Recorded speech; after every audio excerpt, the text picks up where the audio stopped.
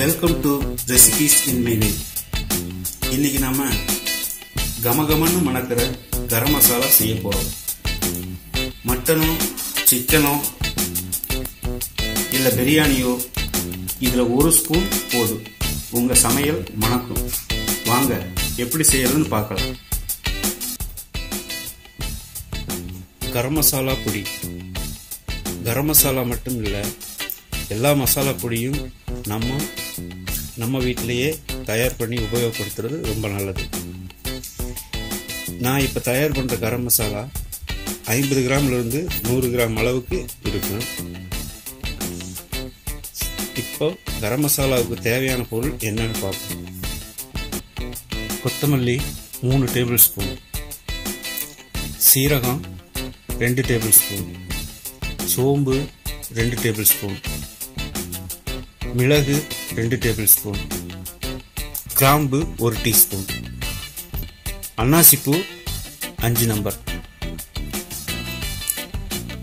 பிரியாணி இலை 5, கல்பாசி 1 table spoon, ஏலக்காய் 1 டேபிள் ஸ்பூன், ஜாதிக்காய் 1 ஸ்பூன், பட்டை 4,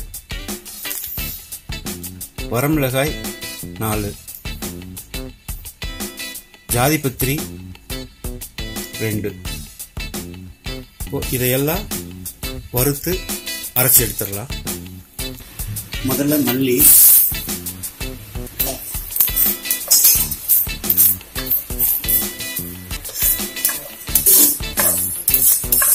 கருகாத அளவுக்கு வறுத்துக்கணும். சீரகம் போட்டுக்கலாம்.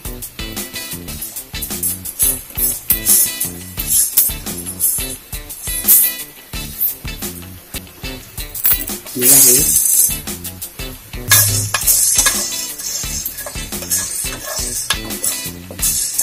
மிளகு வறுவல் வச்சு எடுத்துக்கலாம். சோம்பு,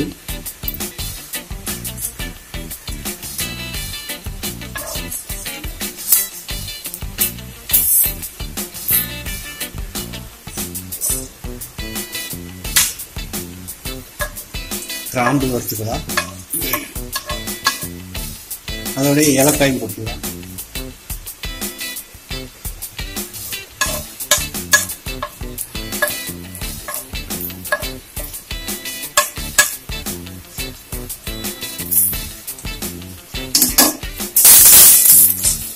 பிரியாணி இலை, ஜாதிபத்திரி, கல்பாசி,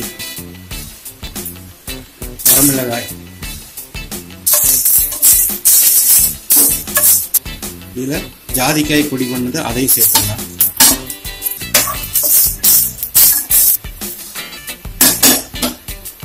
பட்டை, அன்னாசிப்பூ,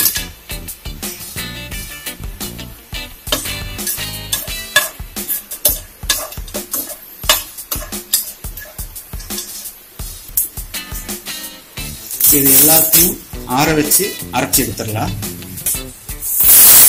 நல்லா ஆறிடுச்சு.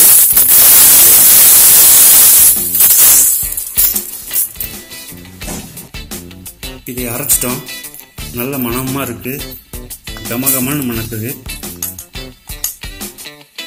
கரம் மசாலா பொடி ரெடி ஆயிடுச்சு. இந்த வீடியோ பிடிச்சிருந்தா லைக் பண்ணுங்க, கமெண்ட் பண்ணுங்க, சப்ஸ்கிரைப் பண்ணுங்க.